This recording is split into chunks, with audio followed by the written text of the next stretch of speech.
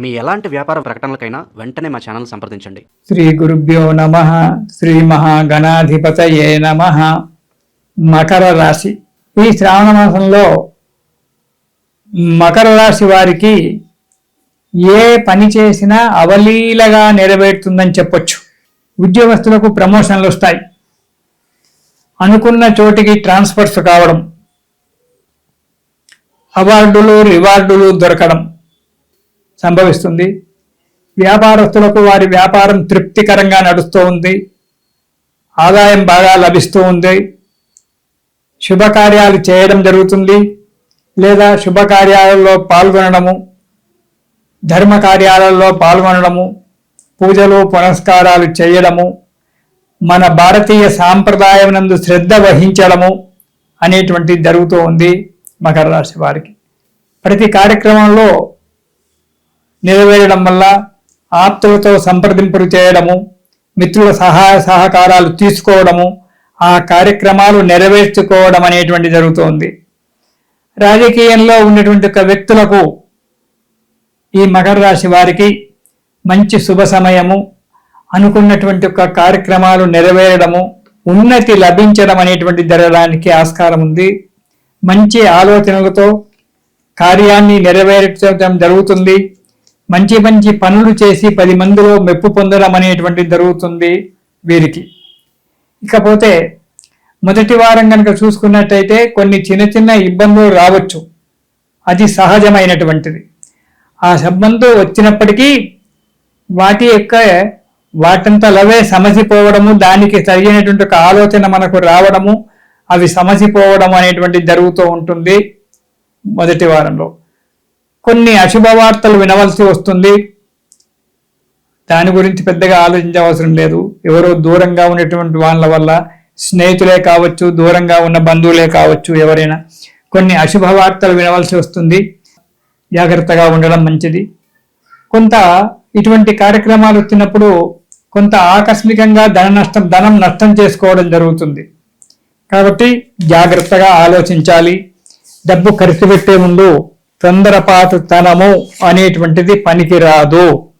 మనోవిచారంతో ఉంటారు, కొద్దిగా ఇబ్బందికరంగా ఉంటుంది మొదటి వారం.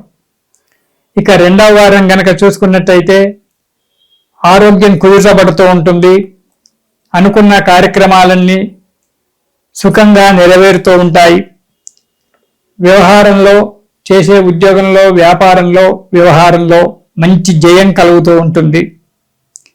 రాజకీయాలలో ఉన్నటువంటి వారికి, న్యాయవాది వృత్తిలో ఉన్నటువంటి వాళ్లకు మంచి శుభం జరిగేటువంటి ఒక యోగం కనబడుతూ ఉంటుంది. ముందుగా ప్రతి విషయాన్ని ఆలోచించి అడుగు ముందుకు వేయాలి.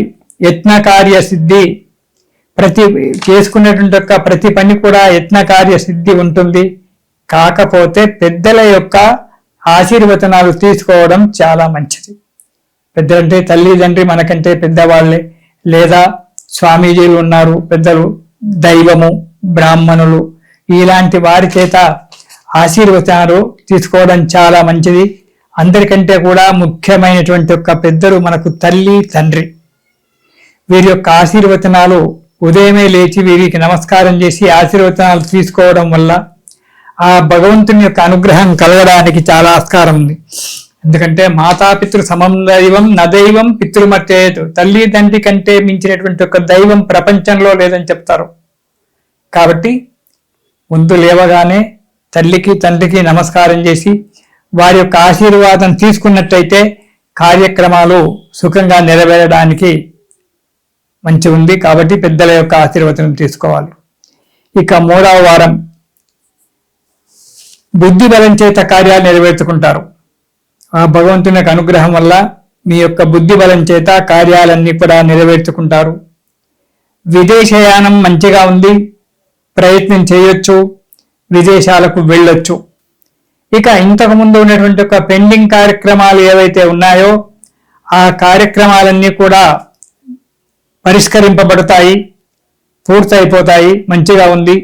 భూ సంబంధమైనటువంటి వివాదాలు ఏవైతే ఉన్నాయో ఇంతకు ముందు అవి కూడా నెరవేరడము, అనుకున్నటువంటి ఫలితాన్ని పొందడం జరగబడుతుంది ఈ నెలలో ఈ మకర రాశి వారికి.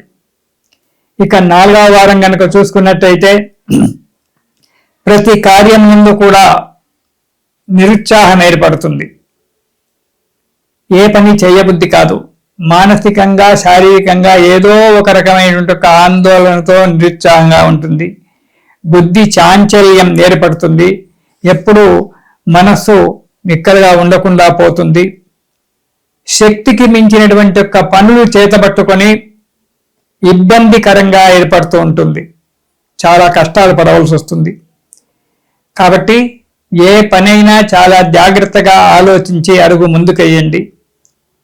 శక్తికి మించినటువంటి ఒక పనులు పెట్టుకోకపోవడం చాలా మంచిది. గృహమునందు కలహాలు ఏర్పడము, మీరు చేసేటువంటి పనులు కొన్ని మీ వారికి మీ ఇంట్లో నచ్చకపోవడం వల్ల ఇబ్బందుల పాలు కావడము, మానసికంగా కొద్దిగా కృంగిపోవడం అనేటువంటి జరుగుతుంది. మీరు అధికంగా డబ్బు ఖర్చు పెడుతుంటారు. అలా ఖర్చు పెట్టడం వల్ల ఇబ్బందుల పాలు కావాల్సి వస్తుంది. కాబట్టి అలా కాకుండా ఉండడానికి మీరు ప్రతిరోజు సుబ్రహ్మణ్య స్వామి స్తోత్రం పారాయణం చెయ్యండి. ఈ సుబ్రహ్మణ్య స్వామి స్తోత్రం పారాయణం చేయడం వల్ల సకల దోషాలు పోయి సుఖంగా సంతోషంగా ఉంటారు. ఇది శుభం.